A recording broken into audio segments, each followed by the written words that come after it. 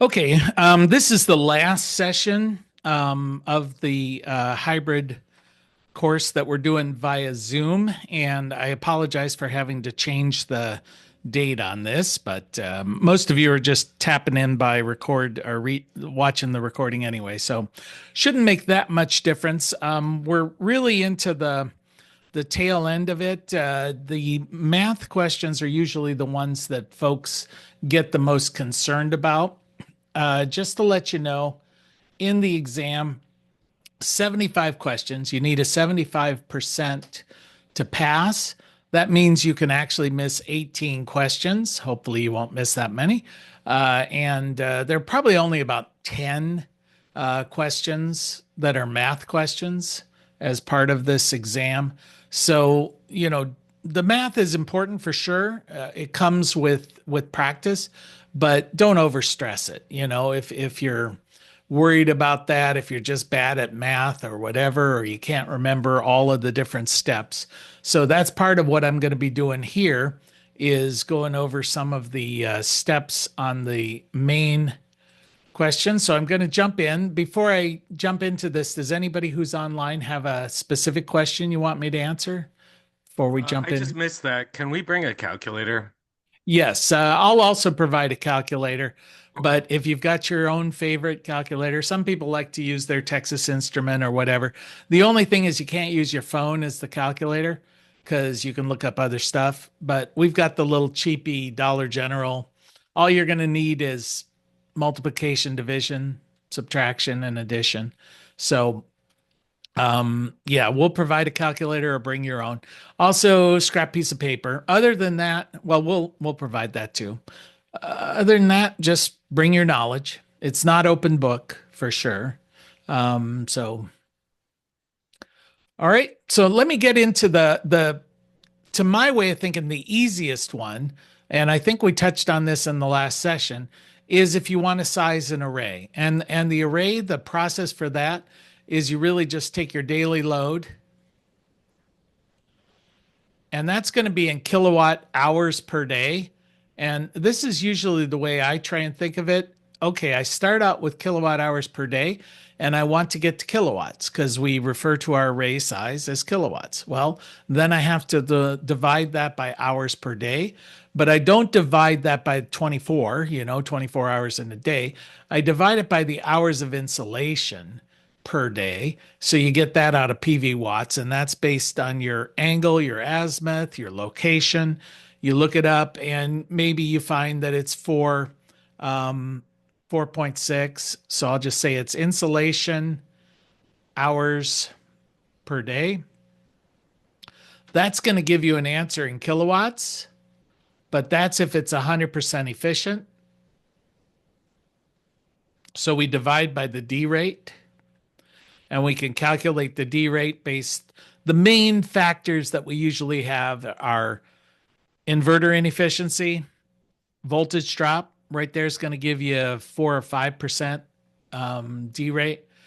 If there's some shading, this is the time you put that in. If part of the array is shaded, you factor that in. Connections, 0.5%, dust, soiling, maybe another percent or two.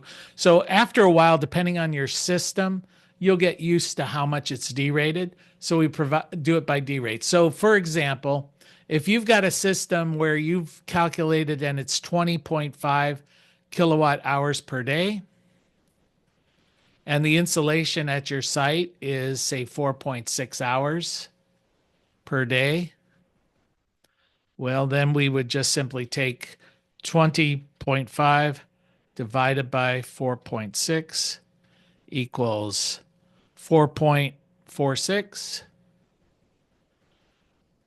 And that's kilowatts. So it'd be a 4.46 kilowatt system if it were 100% efficient. It's not. Let's say we calculate our D rate and we find it's about 92% efficient. So I'll divide that by 0.92. And now we've got a 4.84. So really, that's just all there is to calculating the size of your array. So let's see, Zach, you had that one problem where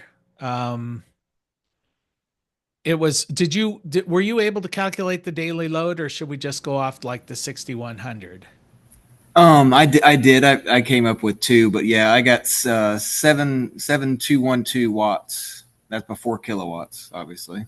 But then you take that and it's going to be running 24 hours. So I didn't know exactly on the math on that how much the array is going to push, and then off the battery as well, being a Okay. standalone system. Well, let's just size the array. So the first step we do is your daily load. So it is your daily load. Did you figure out that's going to be 240 watts times 24? Is that what it was? Plus, Um. when we had talked before, it Oh was like yeah. 6,100 watt hours per day. Yep. 6100. Yeah, that's on the high side. It came Yeah. out to 60772. So Yeah. Watt hours per day. And then let's assume you're placing it in a location, good, good angle, good direction. You can kind of control that, but you can't really control the location. But if it's in Ohio, West Virginia, somewhere around there, it's going to be, most of them around here are going to be like 4.5 to 5 hours of insolation. So we'd have to look it up for the exact location, but let's say it's 4.7 hours per day. So we divide that 6,100. So 6,100 divided by 4.7 gives me 1298, basically. 1,298 watts. And then we figure out your inefficiency. This is a direct DC system, right? So the efficiency is going to be pretty good. But let's just err on the conservative side and we'll say it's 95% efficient. So we divide it by 0.95 and we get 1366. Is that about what you got? So under this scenario, we're basically saying if we're using, say, 450 watt panels, you'd need 3 of them. So now the question is, are they going to be connected in series or in parallel? And we don't know yet, but you're still going to need 3 of them under that scenario because you're going to need an array that's 1,366 watts if you're going to produce each day what you consume each day. And that's on average. And that's usually a good assumption because otherwise your battery would just keep draining down. And if you're producing more than you need, well, then you've got capacity you're not using. So we try and match it pretty close. So if we put 3 450 watt panels in there, that'd be what, 1,350. So that's how you would size your array. Now, what if we were to do part DC and part AC as well? doesn't matter. You're at this moment, we're not concerned about AC or DC. We're just talking Okay. about how many watts we're using. Okay. And then the DC would just go directly from the battery. The AC would go through an inverter. And the Okay. inverter's inefficiency would just be built into that D rate number. Okay. So Is at there this is point, there actual power for the inverter? Does that pull wattage as well? that's part of its inefficiency. Okay. So as it goes through, as it goes from DC to AC, not every no inverter is 100% efficient. But it's going to lose a little bit, maybe 98% efficiency, 97. Some of the older, cheaper ones were like 90% efficient. Some of the string inverters, they've got little cooling fans, things like that. So those definitely use power. You know, that's just part of its inefficiency. It's really drawing the power from the array. That's where it's getting its juice. Also from the battery, it's connected to both. I guess in this case, yeah, this system it'd be drawing its power from the battery. So if you were just sitting there with the inverter turned on and nothing happening, let's say it's at night, the inverter's turned on, no loads are being run, nothing's coming from the array. the inverter would be drawing some power during that period of time, but usually not much. Okay. Okay. So we've got the array size. So in this case, let's just assume it's a 1366 watt array, which is like 3 panels. Could be 2 really big panels, but probably 3 panels smaller. Okay. So now I want to size our battery bank. Well, how do I size a battery bank? Well, we start with the daily load, same as we do with the array. So in this case, it's going to be 6,100 watt hours per day. Now here we want to get from watt hours per day to amp hours. So, so what do we do? How do we do that? Well, we divide this by volts. In your case, if the battery bank is a 12-volt battery bank, we would divide that by 12 volts. So now we say, all right, 6,100 divided by 12 gives me 508. So it'd be 508 amp hours per day. Now we need to know how many days of autonomy do we want? So pretty much what this is saying is, if there's no power coming from the array, how many days of autonomy do we need? In your situation, if it's security cameras that are running 24/7, I would think, and I don't think my logic's flawed, that we would need at least half a day, because on average, the sun may be shining half the day, but at night it's not going to be, and the load is still going to be running. So half a day minimum, but let's just assume we want 1 day of autonomy. So we can just, in that case, say 1 day. So then our battery bank is 508 amp hours. That's if we can use the whole battery. Because with lead acid batteries, for a system like this, you'd only really be going to about a 50% depth of discharge. You can only use about half the battery. But with lithium ion, you'd probably be going to say 90 or 95%. So if we just say 90.9 depth of discharge, well, then we take 508 divided by 0.9, and that's going to get us to 565. All right. And then you would typically then divide that by your inefficiency. Well, the only inefficiency between the battery and the load is going to be the inverter. And in this particular system, we're only talking about a really tiny amount of it going through the inverter. We're talking about a system Zach is designing here where it's a security cameras that are being fed directly DC, but then there's a cellular modem that has to go AC. So only the watts for the cellular modem are going to be going through the inverter. They're the only ones that have to be derated. And of that, it's only, I don't know, not much. You said it was like 12 watts to run that modem? Yeah, it was just 13 watts. It's like 300 watt hours. Yeah, so it's 5%. 5% of your load is going to be that through the inverter. So we could almost just ignore it. But let's say 5% of the load and it's 90%. So yeah, let's just derate this by 99.99% efficient. So we divide by 0.99 and we get 570. So you need a 570 amp hour battery for that. So to calculate the size of the battery, you take your daily load, you divide it by the voltage of your system. Then you figure out your days of autonomy, whether it's 1 day, 2 days, half a day, whatever. And then you derate for the inefficiency of the inverter, basically. And you get your answer in amp hours. So when I was looking up some batteries, you're talking for a 570 amp hour lithium ion battery. It's pretty pricey. It's really a 6 kW 12 volt.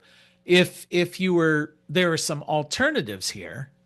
So let me just make a note. 570 amp hour. And this is why I wanted you to check to make sure that it is indeed 6,000 watt hours per day, because that's a pretty big load. As we said, the average home uses 30 kilowatt hours a day. This is 6 kilowatt hours a day. So you're basically talking a system that's going to go 24/7, about a fifth of the size of a traditional suburban home. So if we go ahead and clear this out, just to give people a sense of what kind of system we're talking about. In here, it's an array. Then there are three panels. We just decided, right? 3 panels, probably. And that's going to be 1,366 watts, at least. Then there will be some sort of combiner box or junction box. Pretty simple, combiner box or junction box. Then in this scenario, we're going straight to a lithium-ion battery. There's no charge controller because the lithium-ion battery, they by definition are going to have a battery management system, a BMS. And it's built into the batteries because the lithium ion has to have a battery management system just to function. It's got to have temperature control. It's got to have charge control. All of that's going to be built into the battery. With lead acid, you can get the charge controller as part of that. Okay, and then from here, we're talking that some of the load, the DC portion, is going to be going to your switch. And then you've got a bunch of cameras, up to 8 cameras here. And this switch, you said, takes 240 watts per hour. Yes. Yeah. And then you've got from the battery, you're going to go to an inverter, small inverter, and then you're going to go to your cell modem. And this takes 13 watts per hour. And that's kind of the system we're talking about here, where you've got 13 watts going through the inverter every hour, 240 watts going through the switch every hour. And then so we only have to derate for the part that's going through here. Let's see, I think that's about it. But we've just said this is going to be a 570 amp hour battery. And if you start looking online, those things are like $1,500. Now there's another alternative is, let's say that we decide we take these panels here and we put them in a string. So if the VMP or the VOC, I guess we could figure, if the VOC of each of these panels was, let's just say 36 volts, then we hook 3 of them up in a string, we're talking 108 volts. And if we put some sort of MPPT device, a voltage converter, an MPPT charge controller, or something like that in here that stepped it down, it might step it down to, it could step it down to 12 volts. That's one thing you could do. But then you would still need this same size battery here, 12 volt, 570 amp hour.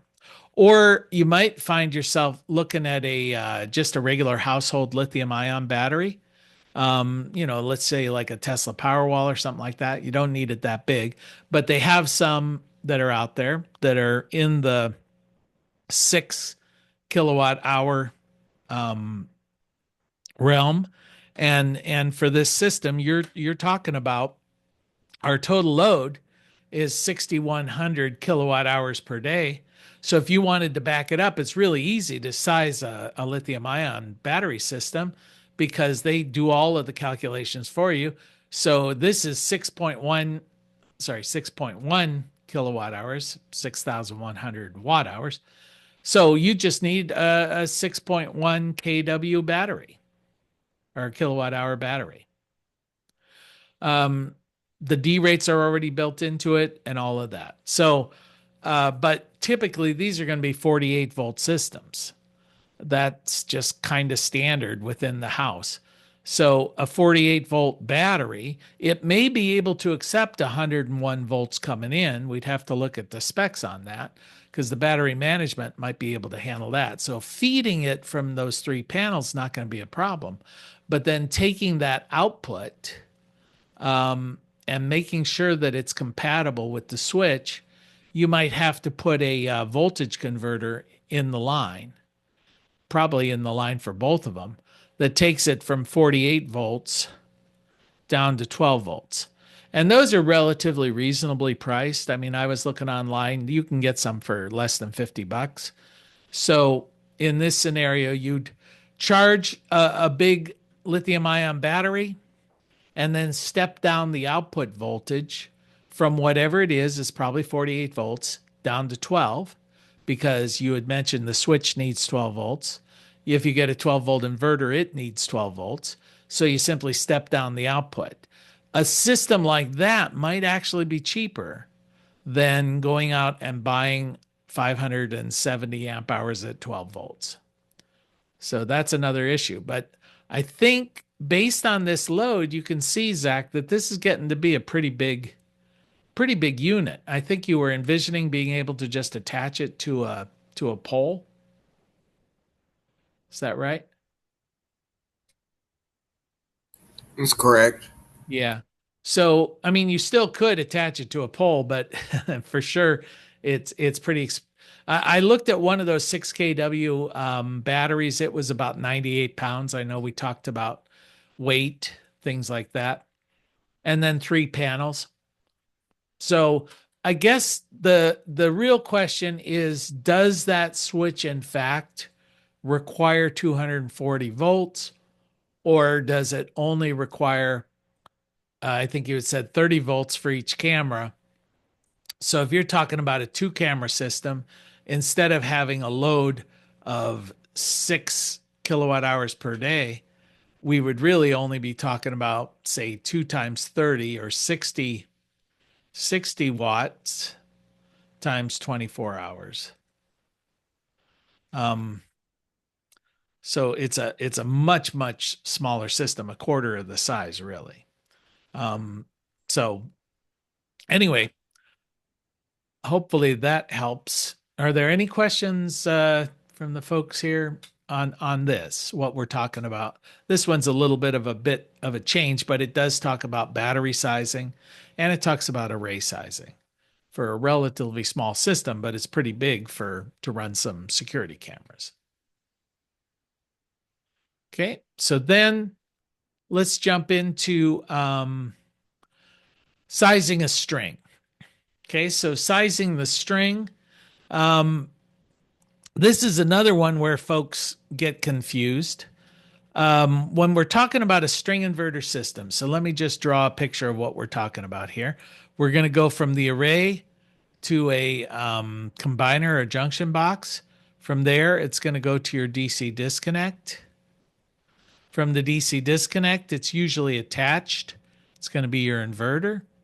From the inverter, it's going to your AC disconnect. From the AC disconnect, which is out there within 10 feet of your electric meter, it's going to go to your service panel. So this is an old school system, string inverter system. And now we just want to figure out, how do we size our strings? How do we figure out the size of our strings? So let's just say, I need to look up a panel. So, well, you'll look up a panel, and let's just assume, I'll just make up some numbers. Hopefully they make sense. So we've got a 400 watt panel. That's what we're using.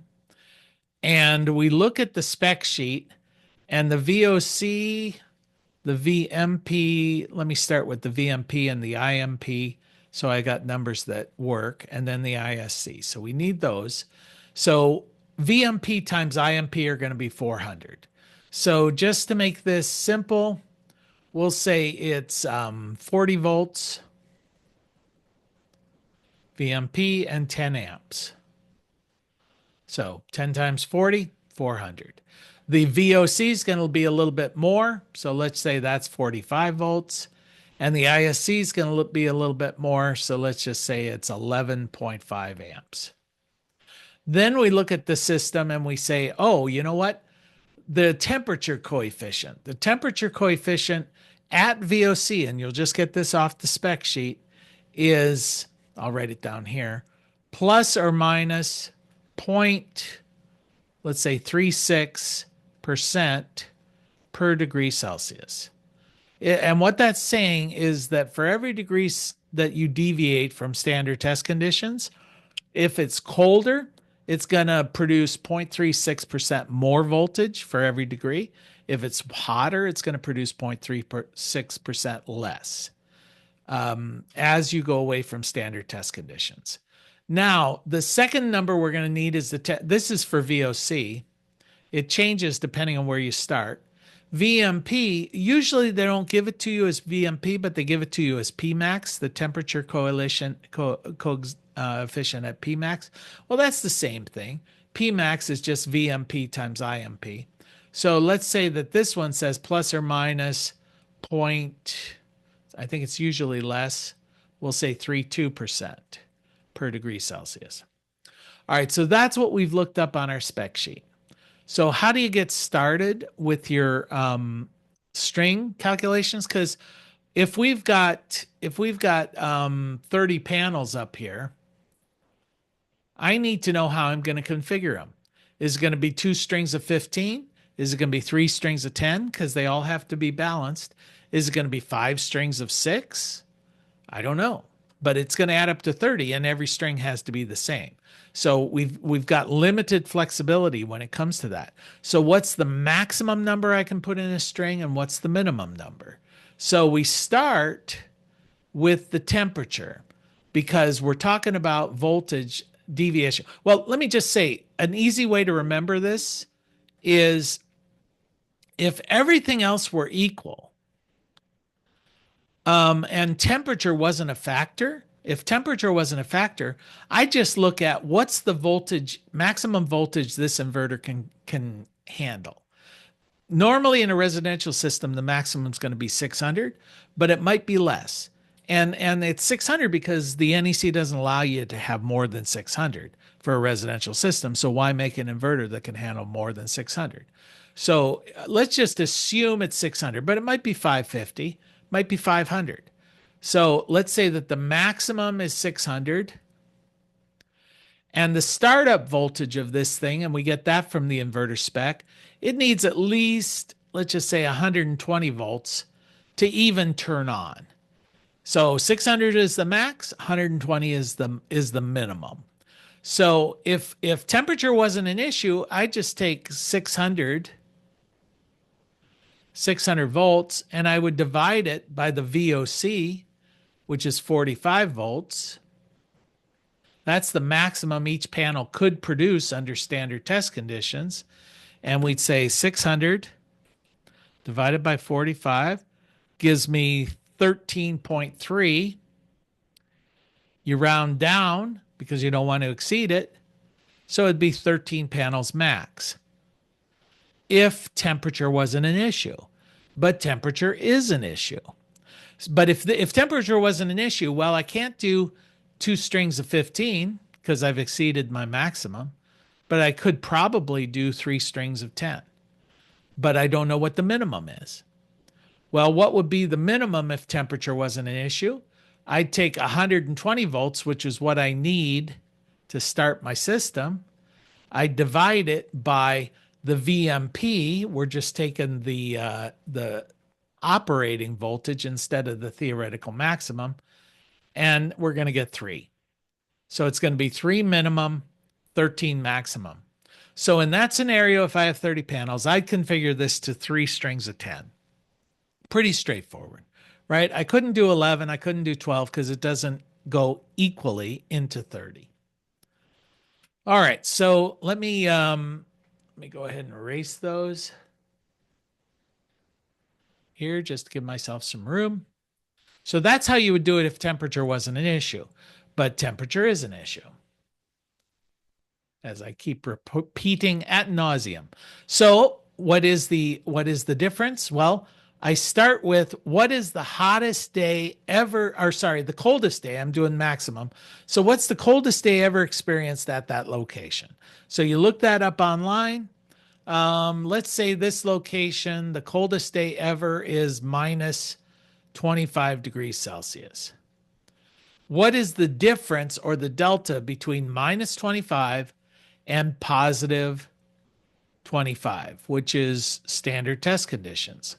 So if we had a continuum here, and this is 0 here, and that's minus 25, and that's positive 25, the delta would be 50. So we have a delta of 50 degrees Celsius. That's how much difference the coldest day ever experienced is from standard test conditions. What's the temperature coefficient? How much does it change for every degree? Well, we get that from VOC. For this, we're always erring on the high side. So I'm going to take that 50 times 0.36% per degree Celsius. Well, the degrees Celsius cancel out, right? And I end up with 50 times 0.36%, which is 18%. So that's 18%. So what that just told me is on the coldest day ever experienced, this panel will produce 18% more voltage than it would at standard test conditions. So what is the voltage at standard test conditions? Again, we keep erring on the high side. So I'm going to take VOC, which is 45 volts, times 118%. And if we decimalize that, it's 1.18. So I multiply 45 times 1.18 gives me 53.1. So on the coldest day ever, that panel might actually produce 53.1. Probably not, but that's what we've calculated as the worst case scenario, or the best case, depending on how you look at it. Well, if it could produce 53 volts, well, what's my startup voltage? 600. So I divide 600 volts by 53.1. And I end up with a number that's clearly wrong. 600 divided by 53.1. Yeah, 11.29. So that's 11.29. All right. I round it down again because I don't want to exceed. So my maximum is going to be 11 panels. So that's the max of 11. The minimum, what's the minimum? Well, we just do the same thing only for the hottest day. So I look at this location and I find out that the hottest day ever experienced at that location is, let's just say it's 40 degrees Celsius. What's the difference between standard test conditions? 25. So that's going to be a delta of 15 degrees Celsius. However, panels sitting in the sun are hotter than the ambient air temperature. So the ASHRAE people, the heating and air conditioning people, have come up with some adders. So if it's a ground-mounted system, you add 25 degrees. If it's a ballasted system on the rooftop, you add 30 degrees. And if it's a flush to roof system, one that follows the line of the roof, you add 35. So let's say this is a flush to roof mounted system. So I'm going to add 35 degrees Celsius. And so now our delta is 50 degrees. Just sort of happened to be the same delta. Rarely is that the case. All right, so what do I do with that? Well, 50 degrees delta. We multiply it times the temperature coefficient, but because we're erring on the low side, I take the one at P max. So I take 50 times 50 degrees times 0.32% per degree Celsius. That's degrees Celsius. Those cancel out. And I get, what, about 16? 50 times 0.32. Yep, 16. So 16% less. So on the hottest day ever, this panel will produce 16 degrees or 16% less voltage than it would under standard test conditions. Less than what? VMP, because we keep erring on this one on the low side. So I take 40 volts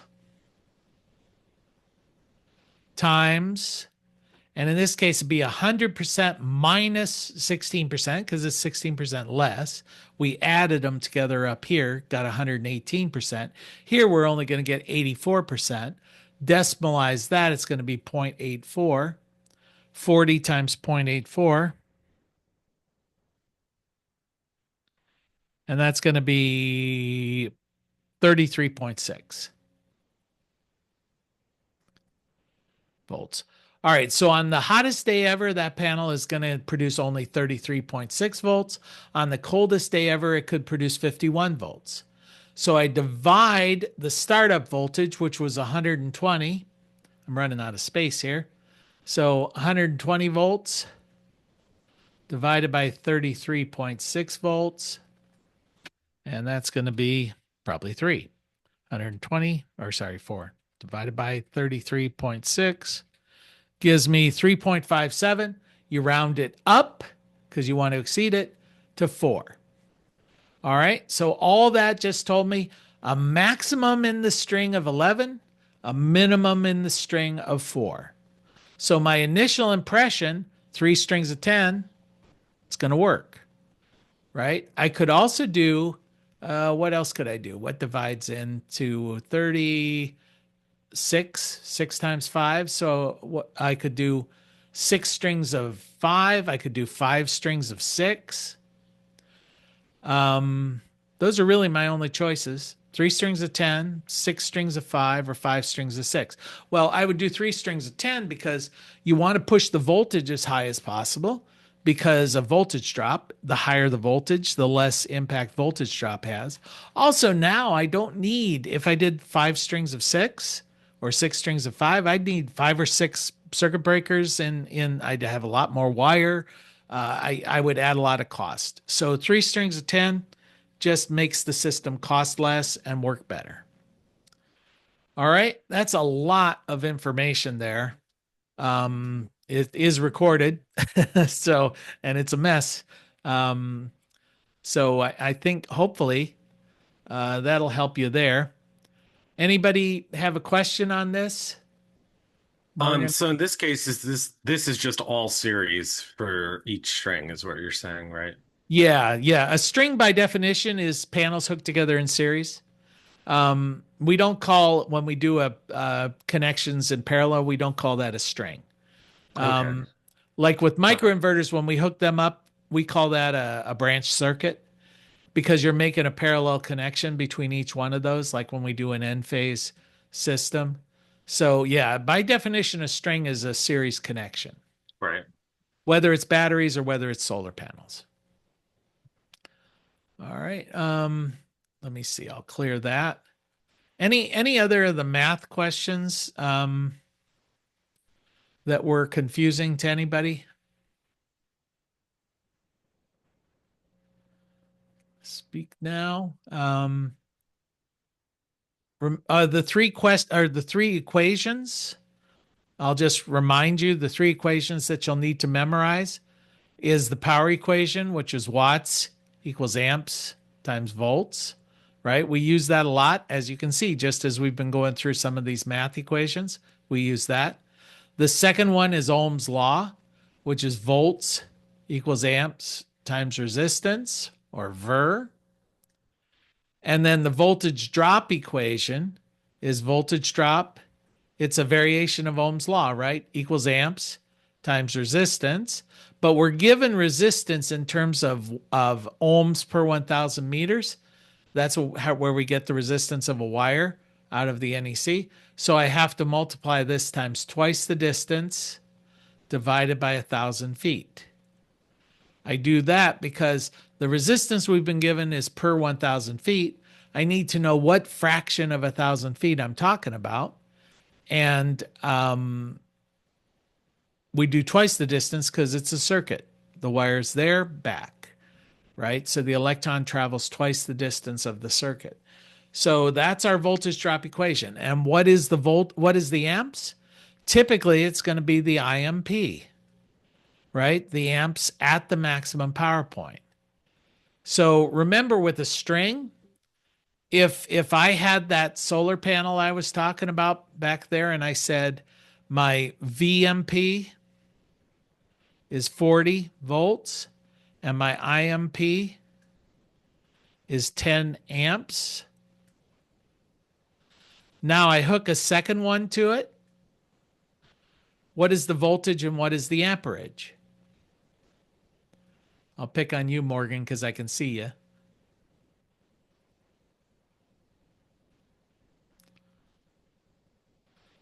It's a 40 volt, 10 amp. I hook a second one in. What's my voltage? What in series? What's my voltage? What's my amps? It's my 80 volts and 10 amps. Is that Right? You're saying two panels? Yeah, two panels. So volts increase, amps remain the same. So if I hook a third one in, what are the volts? What's the amps? Let's see. What would that be? 120 volts and 10 amps? Right. Yeah. So I could hook 100 of them together and it'd still be 10 amps, right? Because it's a string. Volts would be astronomical, but amps remain the same. So in any string, the volts or the amps of a string is the amps of a single panel. Just by definition, because by definition, a string is a series connection. So that's why I'm just saying voltage drop is the IMP times resistance times twice the distance divided by 1,000. So I would get this. So let's just say I'm trying to figure out the voltage drop of this particular system. So I would say voltage drop equals, and in this case, 10 amps. And let's say we're using number 10 stranded copper cable. We look up in the table and I find out it's 1.24 ohms per 1,000 feet. What's the distance of this run? I measure it and I find out it's 97 feet. So I take 2 times 97, which is what, 194? Divided by 1,000. Well, that's usually pretty simple. You just put a decimal there, 0.194. So then I've got 10 times 1.24 times 0.194 gives me 2.40. So my voltage drop is 2.40. It's 2.40 volts. Is that acceptable? Well, I need to know some other things. What's the voltage of my system? Well, in this case, let's say we're talking about the 3 panels and it was 40 volts, so it's 120 volts, right? Well, 2.40 volts divided by 120 volts is going to be somewhere less than 2%, right? Well, it's exactly 2%. So that I would say that's probably acceptable. 2%'s all right. But if it was a 12 volt system, well, then it would be 20%. Well, that's not acceptable. If it's a 600 volt system, well, then it's more than acceptable. I'm only losing, a fraction of a percent. So that's what you need to know. Is it acceptable? And you want to keep that budget ideally below 2%. But that then becomes part of your D rate with your solar panel sizing. So let's just say that you couldn't keep it below 2%. You had it at 5%. Well, when you figure out your D rate, you just add 5% in for voltage drop. And that would mean you'd have to build a bigger array than you would if you weren't losing, 5% due to voltage drop. It's not going to make the system blow up. It's just going to cost you more money. So how do you deal with voltage drop? You can shorten the distance. You can increase the voltage of the system, or you can use bigger wire. Those are typically your choices. Those are the ones as a designer you have control over. So you may not be able to change the voltage of the system, but you can almost always put in bigger wire. Okay, I think we got it. If there's no more questions, we'll just call it a day. If folks have specific questions, individualized questions, just send them on to me. I'll try and respond. But that's where I'm coming from. All right. So we'll see you guys. I sent out a notice that told you where and when. We'll send out some other ones as we get closer to the date, just telling you, because there are 3 classes that have been meeting here. One's going to meet at Eastern West Virginia Community College. Another's going to meet at Rural Action's facility there on Columbus Road in Athens. And then the third group is going to meet here in Marietta at 622 8th Street.